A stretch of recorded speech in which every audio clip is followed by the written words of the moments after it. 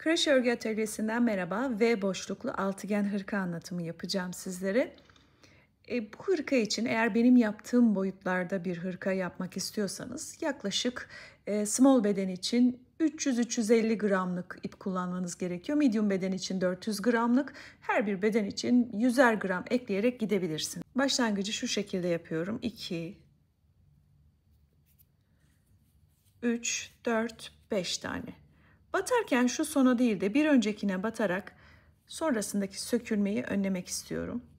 Yukarıya 1, 2, 3, 4, 5, 6. Kullandığım ip koton ip.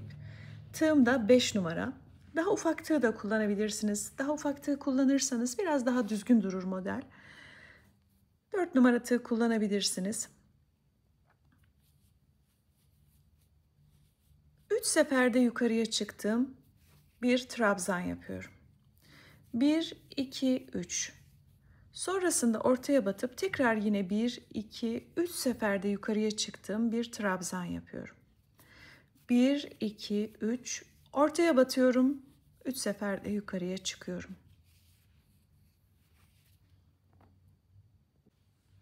Şimdi ortada 1, 2, 3, 4, 5 boşluk var. 3 tane zincir çektim.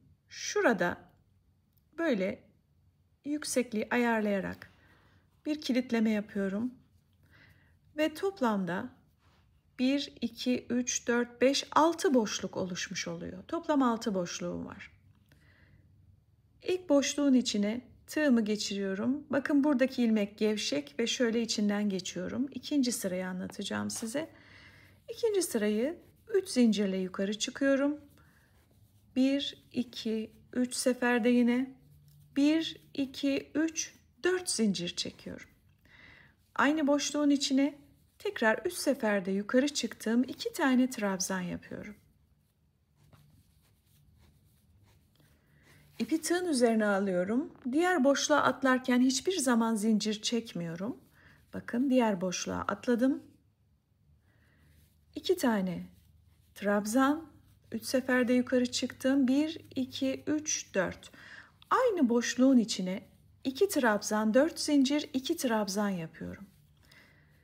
Bir diğer boşluğa atlarken de hiçbir zaman zincir çekmiyorum. Normal bir şekilde ipi tığın üzerine alarak 2 trabzan, 4 zincir, 2 trabzan şeklinde gideceğim. Bakın bunun içine 2 tane trabzan yapıyorum. Bu şekilde. Ve sıra sonuna kadar bu metodu sürdürüyorum. Her bir boşluğun içine 2 trabzan, 4 zincir, 2 trabzan yaptım. 1, 2, 3, 4, 5, 6 tane boşluk oluştu. Sıra bitiminde bakın burayla kilitleme yapacağım. Şuraya batacağım ve bu şekilde kilitlememi yapıyorum. Şu ilmeği biraz genişletiyorum. Buraya batıyorum ve bu şekilde çıkarak boşluğa atlamış oluyorum. Aslında modele şimdi başlayacağız. Bu temel 2 sıraydı. 3 tane zincirle yukarı çıkıp bakın şimdi şu görmüş olduğunuz 6 tane boşluk model boyunca bizim köşelerimiz olacak. Ve bu köşelerin içine yine model boyunca bitimine kadar hep 2 trabzan, 4 zincir, 2 trabzan yapacağız. 2 trabzan, 4 zincir ve tekrar 3 seferde yukarı çıktığımız trabzanlarımızda hep 3 sefer yukarı çıkacağız. Bu model için bu şekilde yapmayı uygun görüyorum. Ama size çok zor geliyorsa 2 seferde de yukarı çıkabilirsiniz.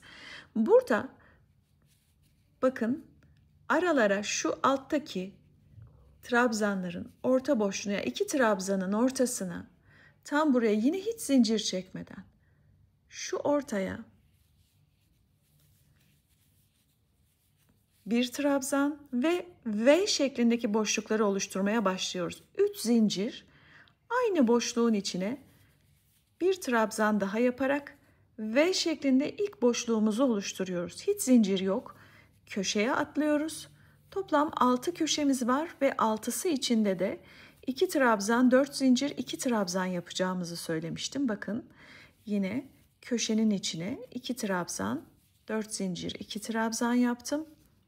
İpi tığın üzerine alıyorum. Şu ikisi arasındaki boşluğun içine 1 trabzan, 3 zincir. Bu V kafesleri, V şeklindeki kafesleri oluştururken araya 3 zincir, köşelerde 4 zincir. Hiç zincir yok. Buraya atlıyorum köşeye. Yine metodum aynı. 2 trabzan, 4 zincir, 2 trabzan.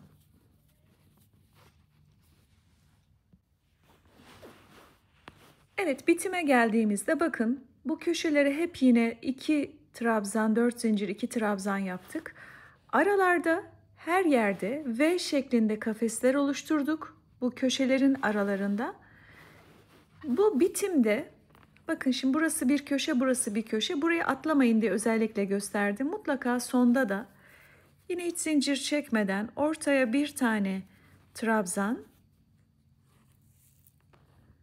1, 2, 3 zincir ve yine aynı boşluğun içine bir tane trabzan yapıyorsunuz. Hiç zincir çekmeden başlangıç noktasından kilitliyorsunuz. Bu şekilde. İpi uzattınız. Boşluğun içinden şöyle geçiyorsunuz. 1, 2, 3 zincirle yukarı çıktınız. İkinci sıra metodunu anlatıyorum. Bundan sonra metodu anlatmayacağım çünkü aşağı yukarı anlayacaksınız ne olduğunu. Her zaman söylediğim gibi köşelerde aynı metot. Yine 2 trabzan, 4 zincir, 2 trabzan.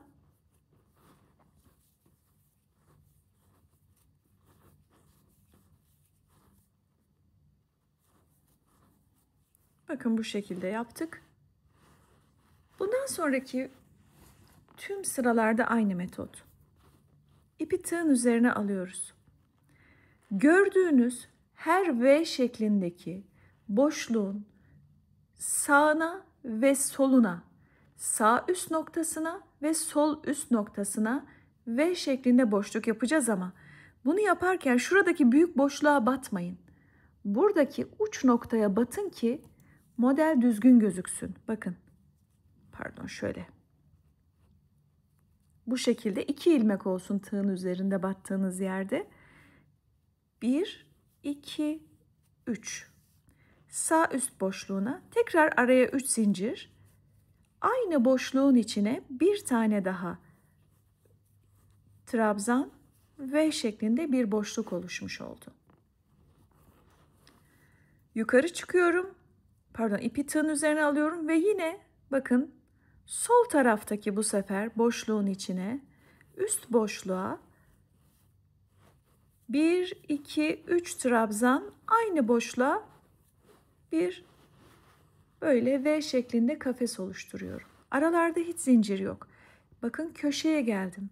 Köşe metodum belli. 2 trabzan, 4 zincir, 2 trabzan. Köşeyi de yaptıktan sonra tekrar diğer V şeklindeki kafesin sağ üst tarafına V yapıyorum. 1, 2, 3. Aynı boşluğun içine tekrar yine bir tane daha. 1, 2, 3 seferde yukarı çıktım. Hiç zincir yok. Buraya bu sefer V şeklindeki kafesin sağ ve sol üst boşlukları içine yeni V'ler oluşturarak modeli ilerleteceğiz.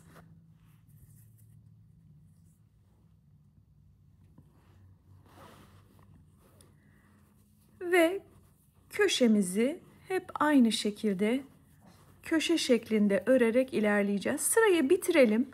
Bir üst sırayı da gösterdikten sonra model zaten anlaşılacak. Son bölüme geldim. Bakın buradaki V'nin sağ ve sol üst taraflarına da V yaptım. Bitiriyorum. Hiç zincir çekmeden buraya kilitlememi yapıyorum. Yine uzun bir ilmekle orta boşluğa gelip kilitlemeyi yaptıktan sonra artık 4. sıra metodumuzu anlatacağım. Köşeyi yapayım. Köşe bittikten sonra metot şu. V'nin sağ üst boşluğu, sol üst boşluğu. Bu V'nin zaten bu boşluğunu doldurmuş olacağız ve bu tarafı. Yani şu iki bacağın da üst taraflarını her zaman bir V şeklinde boşlukla dolduruyoruz.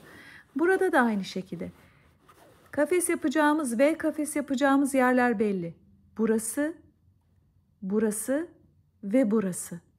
Yani her sırada şu V şeklindeki boşluklar birer tane artacak. Burada iki köşenin arasında 2 tane boşluk varsa bir sonraki sırada 1, 2, 3 tane olacak. Bu kadar kolay.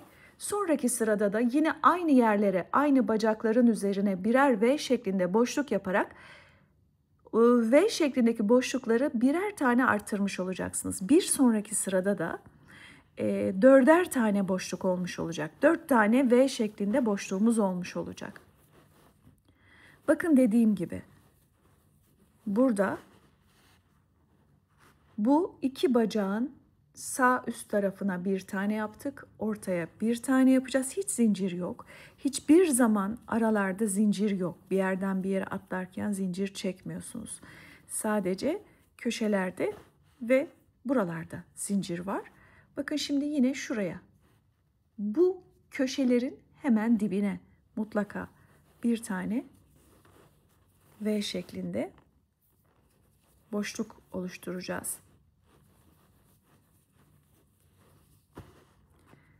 Ve şimdi buraya köşe boşluk.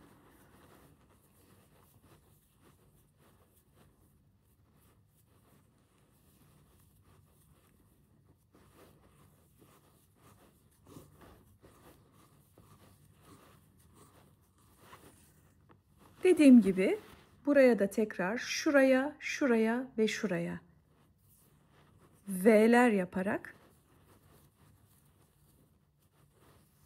ilerleyeceğim.